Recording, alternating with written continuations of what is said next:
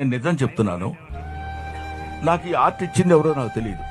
చాలా మంది నన్ను అడుగుతారు, మీరు తాగినట్టు యాక్ట్ చేస్తారండి, మీరు తాగరు కదా అని. ఎలా యాక్ట్ చేశానో నాకు తెలియదు, ఎలా యాక్ట్ చేస్తానో నాకు తెలియదు. ఓన్లీ అబ్జర్వేషన్ వల్ల వచ్చేదని ఒక పాయింట్. ఇది ఆర్ట్ అనేది మనల్ని ఎవరినో మోటివేట్ చేస్తే మనం ఆర్టిస్టులు అవ్వలేమండి.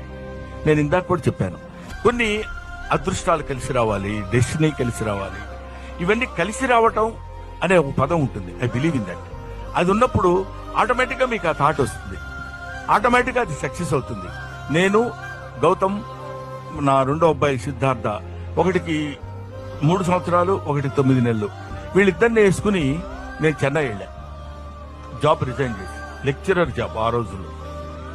ఎందుకు వెళ్ళాను, ఎలా వెళ్ళానంటే, సపోజ్ నేను ఫెయిల్ అయ్యాను అనుకోండి, ఎవడు వెళ్ళమన్నాడరా ఉద్యోగం మానేసి అని అంటారు. ఎందుకు వెళ్ళానంటే, ఇదిగో ఇందుకు వెళ్ళాను. ఇంతమంది విమర్శ దగ్గర నుంచి తెచ్చుకునేటువంటి శక్తి నేను తెచ్చుకోగలను. కాబట్టి ఇది ఎవరో మోటివేట్ చేస్తే మనం గొప్పడం అవుతాం, ఎవరో మనల్ని ఎంకరేజ్ చేస్తే అవుతాం కాదు. ఎంకరేజ్ చేయబడతాం అంతే.